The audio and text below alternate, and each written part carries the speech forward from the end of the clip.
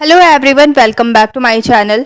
आप लोगों का CG pre BEd and pre DElEd का first merit list official website पे जारी कर दिया गया है। प्रीवियस वीडियो में मैंने आपको डिटेल से बताया हुआ है कि किस तरीके से आपको ऑफिशियल वेबसाइट में विजिट करके आगे आपको मेरिट लिस्ट में अपना नाम किस तरीके से चेक करना है और आपको ऑफिशियल वेबसाइट में विजिट करके किस तरीके से चेक करना है कि आपको कॉलेज अलॉट हुआ है या फिर नहीं हुआ है। ठीक है, वो वीडियो आई बटन पर आपको लिंक शो हो रहा होगा, उस पर आप क्लिक करके पूरे वीडियो को देख सकते हैं।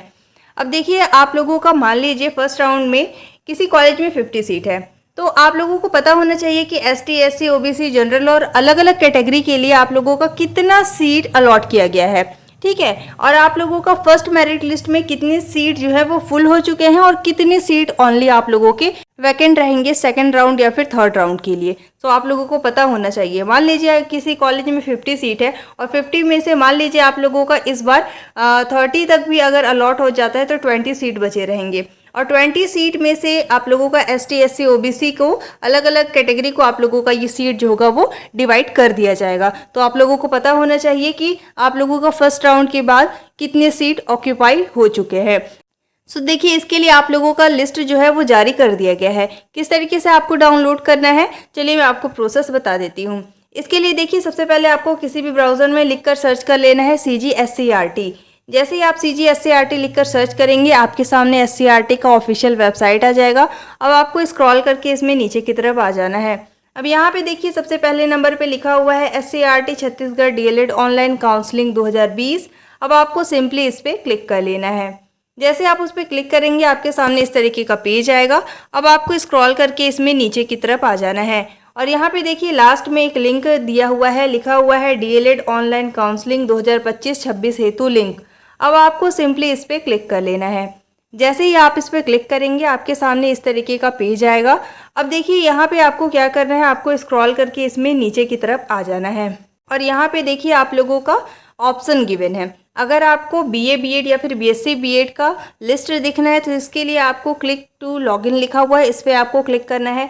अगर आपको बीएड का लिस्ट देखना है तो क्लिक टू लॉगिन लिखा है, इस पर आपको क्लिक करना है। एंड अगर आपको डीएलएड का लिस्ट देखना है तो इसके सामने देखिए लिखा हुआ है क्लिक टू लॉगिन, इस पर क्लिक कर लेना है। जैसे देखिए, मान लीजिए हमें डीएलएड का देखना है तो डीएलएड के सामने लिखा हुआ है क्लिक टू लॉगिन, इस पर हम क्लिक कर लेंगे। अब जैसे ही आप उस पर क्लिक करेंगे, अब यहाँ पे देखिए आप लोगों का लेटेस्ट न्यूज़ में एक लिंक प्रोवाइड किया गया है। तो देखिए यहाँ पे कट ऑफ लिस्ट भी आप लोगों का शो हो रहा है, साथ ही आप लोगों का डीएलएड सीट डिटेल भी शो हो रहा है। सो आपको डीएलएड सीट डिटेल वाले ऑप्शन पे सिंपली क्लिक कर लेना होगा। ठीक है, अगर आपको कट ऑफ देखना है तो आप कट ऑफ वाले ऑप्शन पे भी क्लिक करके देख सकते हैं। तो देखिए यहाँ पे हम डीएलएड सीट डिटेल है, उस पर हम क्लिक कर लेंगे। अब जैसे ही आप उस पर क्लिक करेंगे, आपके सामने देखिए इस तरीके से पेज ओपन हो जाएगा।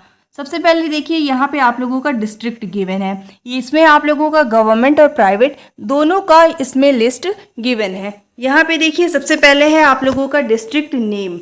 इसके बाद देखिए यहाँ पे जो ऑर्गेनाइजेशन है या फिर जो आप लोगों का कॉलेज है उसका नाम यहाँ पे है। इसके बाद आप लोगों का कोर्स है, क्योंकि हमने डीएलएड का यहाँ पे पीडीएफ डाउनलोड किया है तो यहाँ पे डीएलएड के ही सारे कॉलेज शो होंगे। अगर आप बीएड का करना चाहेंगे तो बीएड का भी आप देख सकते हैं। ठीक है, इसके बाद देखिए यहाँ पे आप लोगों का कोर्स गिवन है, आप लोगों का साइंस स्ट्रीम का है या फिर नॉन साइंस स्ट्रीम का है, यहाँ पे आप लोगों का लिखा हुआ है। इसके बाद देखिए यहाँ पे आप लोगों का टोटल सीट है। ठीक है, ये आप लोगों का टोटल सीट है। जैसे मैं यहाँ पे आप लोगों को कॉलेज बता देती हूँ किस तरीके से चेक करना है। सबसे पहले यहाँ पे देखिए बस्तर का ये आप लोगों का डाइट है, डाइट कॉलेज आप लोगों का गवर्नमेंट कॉलेज होता है। अब देखिए, जैसे मान लीजिए आप लोगों का यहाँ पे 50 और यहाँ पे देखिए 50 सीट है। ठीक है, ये भी आप लोगों का डाइट का ही है। तो आपको सबसे पहले ये पता होना चाहिए कि जितने भी गवर्नमेंट कॉलेज है, गवर्नमेंट कॉलेज में साइंस एंड नॉन साइंस में सीट जो होता है वो डिवाइड हो जाता है। मान लीजिए किसी कॉलेज में 50 सीट है तो 25 में ये डिवाइड हो जाएगा। 25 सीट जो होगा वो साइंस स्ट्रीम के लिए एंड 25 सीट जो होगा वो नॉन साइंस स्ट्रीम के लिए डिवाइड हो जाता है। सिमिलरली यहाँ पे देखिए आप लोगों का डाइट बस्तर। ठीक है, इसमें देखिए सबसे पहले है डीएलएड नॉन साइंस, ये देखिए इसमें सबसे पहले है डीएलएड नॉन साइंस, तो ये नॉन साइंस बैकग्राउंड के लिए है। And similarly DElEd science stream, तो इसमें आप लोगों का 50-50 सीट डिवाइडेड होता है। अगर आप साइंस स्ट्रीम के हैं तो आप लोगों को ये वाला लिस्ट चेक करना है और अगर आप नॉन साइंस स्ट्रीम के हैं तो आपको ये लिस्ट चेक करना पड़ेगा। ठीक है, तो आपको पता चल जाएगा कि कितने सीट अभी ऑक्यूपाई हुए हैं और आप लोगों का कितना वैकेंट सीट है। गवर्नमेंट कॉलेज में आप लोगों का कितना सीट अभी वैकेंट रहेगा ये देख लीजिए। सबसे पहले देखिए यहाँ पे आप लोगों का नॉन साइंस बैकग्राउंड के लिए 50 सीट है, जिसमें से अनरिजर्व्ड के लिए ओनली आप लोगों का 12 सीट है। ठीक है, अनरिजर्व्ड फीमेल के लिए 6 सीट है। इसी तरीके से देखिए अनरिजर्व्ड पीडब्ल्यूडी कैंडिडेट के लिए ओनली 1 सीट है। इसके बाद देखिए अनरिजर्व्ड फ्रीडम फाइटर के लिए आप लोगों का 1 सीट है। इसके बाद देखिए अनरिजर्व्ड एक्स सर्विसमैन के लिए आप लोगों का यहाँ पे 0 सीट है। इनके लिए गवर्नमेंट कॉलेज जो है वो अवेलेबल नहीं रहता है। इसी तरीके से देखिए ओबीसी के लिए आप लोगों का 4 सीट है, ओबीसी फीमेल के लिए 2 सीट है एंड ओबीसी पीडब्ल्यूडी कैंडिडेट के लिए 1 सीट है। सिमिलरली आपका फ्रीडम फाइटर के लिए यहाँ पे सीट अलॉटेड नहीं होता है। इसी तरीके से आप लोगों को अपनी अपनी कैटेगरी के अकॉर्डिंग यहाँ से देख लेना है कि कितने सीट आप लोगों को अलॉट किए जाते हैं। देखिए यहाँ पे एसटी के लिए 10 सीट है। इसी तरीके से अगर आप देखेंगे यहाँ पे देखिए डीएलएड साइंस स्ट्रीम के लिए, साइंस स्ट्रीम के लिए भी आपका 50 सीट है टोटल गवर्नमेंट कॉलेज में। और यहाँ पे देखिए आप लोगों को 11 सीट जो है वो अनरिजर्व्ड कैटेगरी के लिए है और अनरिजर्व्ड कैटेगरी में फीमेल के लिए 6 सीट है। इसी तरीके से देखिए अनरिजर्व्ड पीडब्ल्यूडी कैंडिडेट के लिए 1 सीट है। अनरिजर्व्ड फ्रीडम फाइटर के लिए साइंस स्ट्रीम में 1 भी सीट अलॉट नहीं किया गया है। ओबीसी के लिए यहाँ पे 5 सीट है, ओबीसी फीमेल के लिए 2 सीट है। इसी तरीके से आप लोगों को कैटेगरी वाइज चेक कर लेना है कि कितने कितने सीट उस कॉलेज में अलॉट किए गए हैं। अब अगर हम बात करें प्राइवेट कॉलेज की तो देखिए यहाँ पे आप लोगों का प्राइवेट कॉलेज भी गिवन है। जैसे देखिए ये आप लोगों का डीपी विप्रा कॉलेज है। डीपी विप्रा में देखिए टोटल सीट आप लोगों का कितना है, तो यहाँ पे देखिए लिखा हुआ है आप लोगों का ओनली 50 सीट है। किसमें? डीपी विप्रा में। तो यहाँ पे देखिए आप लोगों का लिखा हुआ है 18 सीट जो होगा वो अनरिजर्व्ड कैटेगरी के लिए। और इसी तरीके से आप लोगों का कितने कितने कैटेगरी के लिए सीट अलॉट किया गया है यहाँ से आप लोगों को चेक कर लेना है। ठीक है, सभी कॉलेज का इसमें आप लोगों का दिया हुआ है कि आप एक एक करके चेक कर सकते हैं जिस भी कैटेगरी से आप बिलोंग करते हैं। साथ ही जो भी कॉलेज आपने एज अ प्रेफरेंस सेलेक्ट किया हुआ है उस कॉलेज में आप लोगों का कितना सीट अवेलेबल है। एंड आपको पता होना चाहिए, मान लीजिए अगर आपको जो कॉलेज अलॉट हुआ, मान लीजिए आप लोगों का फर्स्ट राउंड में एक कॉलेज अलॉट हुआ, अगर आपको उस कॉलेज में एडमिशन नहीं लेना है तो आप लोगों को 11 तारीख को, ठीक है, अभी आप लोगों को फर्स्ट मेरिट लिस्ट जारी किया गया है, उसमें आप लोगों को कॉलेज एक्सेप्ट और रिजेक्ट का ऑप्शन प्रोवाइड नहीं किया गया है। लेकिन 11 तारीख को आप लोगों का ये वहाँ पे पोर्टल ओपन हो जाएगा और आप लोगों को वहाँ पे शो होने लगेगा। अगर आपको कॉलेज अलॉट हो गया है तो वहाँ पे रिजेक्ट एंड एक्सेप्ट का ऑप्शन शो होगा। ठीक है, अगर मान लीजिए आपको वो कॉलेज नहीं चाहिए तो आप लोगों को ऑफिशियल वेबसाइट में विजिट करके वहाँ पे कॉलेज को रिजेक्ट कर देना है। इसके बाद आप लोगों का जो सेकंड राउंड होगा उसमें आप लोगों को दूसरा कॉलेज प्रोवाइड किया जाएगा। ठीक है, इसी तरीके से आप लोगों को चेक करके कॉलेज को एक्सेप्ट या फिर रिजेक्ट करना है। लेकिन मान लीजिए अगर आपको वो कॉलेज में एडमिशन चाहिए तो आपको उसे एक्सेप्ट करना पड़ेगा उस कॉलेज को। इसके बाद आपको जाकर विथ डॉक्यूमेंट्स एडमिशन ले लेना है।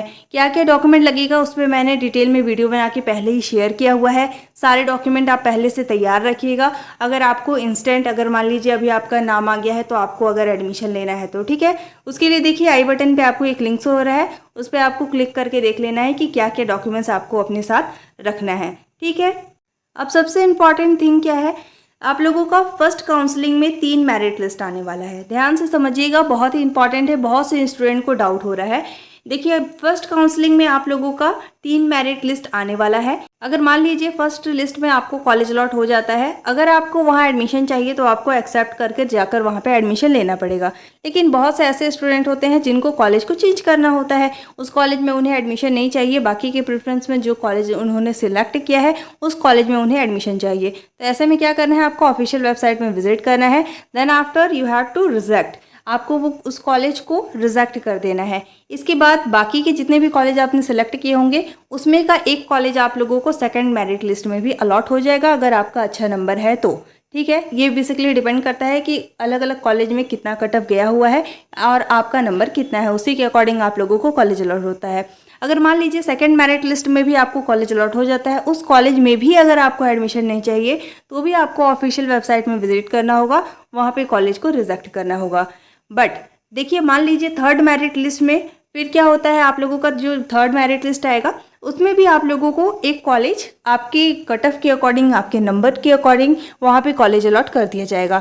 आपने फर्स्ट में भी रिजेक्ट किया, आपने सेकंड में भी रिजेक्ट किया, आप थर्ड में भी रिजेक्ट कर सकते हैं। लेकिन जैसे ही आप थर्ड काउंसलिंग में कॉलेज को रिजेक्ट करेंगे, आपको फर्स्ट काउंसलिंग से बाहर कर दिया जाएगा। इसके बाद आप लोगों को सेकंड काउंसलिंग फिर से कराना पड़ेगा, पेमेंट फिर से करना पड़ेगा। इसके बाद आप लोगों को प्रेफरेंस भी सिलेक्ट करना पड़ेगा। ठीक है, ये आप लोगों के लिए मैंडेटरी है। लेकिन मान लीजिए ऐसे स्टूडेंट जिनको एक बार भी कॉलेज अलॉट नहीं हुआ, मान लीजिए आप लोगों का फर्स्ट काउंसलिंग हुआ, उसमें आप लोगों का 3 मेरिट लिस्ट आया। मान लीजिए मेरा नाम फर्स्ट मेरिट लिस्ट में भी नहीं आया, सेकंड मेरिट लिस्ट में भी नहीं आया, थर्ड मेरिट लिस्ट में भी नहीं आया, तो ऐसे में मुझे अलग से काउंसलिंग कराने की रिक्वायर्ड नहीं है। जो आप लोगों का सेकंड काउंसलिंग होगा उसमें आप लोगों को ऑटोमेटिक शामिल कर लिया जाएगा। इस चीज़ का आप ध्यान रखिएगा। एंड सबसे इम्पॉर्टेंट थिंग कि आप लोगों को अलग से पेमेंट करने, प्रेफरेंस चेंज करने, इन सभी की भी रिक्वायर्ड नहीं होती है। लेकिन मान लीजिए किसी कॉलेज का ऑलमोस्ट सीट फुल हो गया है, आपने 2 से 3 ही कॉलेज सेलेक्ट किया है और उस कॉलेज में ऑलमोस्ट सीट फुल हो गया है, तो ऐसे में आप क्या कर सकते हैं, जिस भी कॉलेज में आपको लगता है कि ज़्यादा सीट अभी भी बचे हुए हैं, आप सेकेंड काउंसलिंग में पेमेंट करके अलग से कॉलेज का प्रेफरेंस सेलेक्ट कर सकते हैं और कॉलेज को चेंज कर सकते हैं। ठीक है, ये फैसिलिटी आप सभी को दी जाती है। और मान लीजिए आपने फर्स्ट काउंसलिंग नहीं भी कराया है तो आप डायरेक्ट सेकंड काउंसलिंग करा सकते हैं, इसमें भी आप लोगों को कोई प्रॉब्लम नहीं होगा। ठीक है, आई होप आपके ये सारे डाउट्स क्लियर हुए होंगे।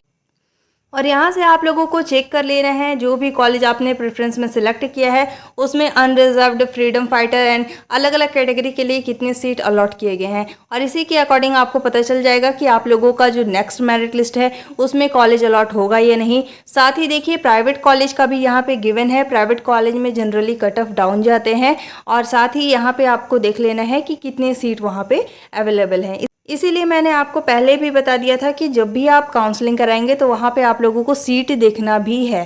ठीक है, क्योंकि उसी के अकॉर्डिंग आप लोगों को कॉलेज अलॉट होगा। मान लीजिए किसी कॉलेज में 10 ही सीट है, तो ऐसे में तो सेकंड राउंड में वो ऑलमोस्ट फुल ही हो जाएगा, 1 से 2 सीट रहेंगे, तो ऐसे में वहाँ पे बहुत कम चांसेस हो जाती है। जिन स्टूडेंट का नंबर कम है वहाँ पे आप लोगों को बहुत ही मुश्किल से कॉलेज अलॉट हो सकता है। ठीक है, तो ऐसे ही आपको चेक कर लेना है। एंड बीएड का भी जैसा प्रोसेस मैंने अभी बताया वैसे ही आप लोगों को बीएड का भी लॉगिन करके इसके बाद आप लोगों को वहाँ से पीडीएफ को डाउनलोड कर लेना है। साथ ही इस पीडीएफ को मैं टेलीग्राम ग्रुप में भी शेयर कर दे रही हूँ, आप वहाँ से डायरेक्ट विजिट करके चेक कर सकते हैं। टेलीग्राम ग्रुप का लिंक डिस्क्रिप्शन में गिवन है। Thanks for watching. If you like my video don't forget to like, subscribe and share. Thank you.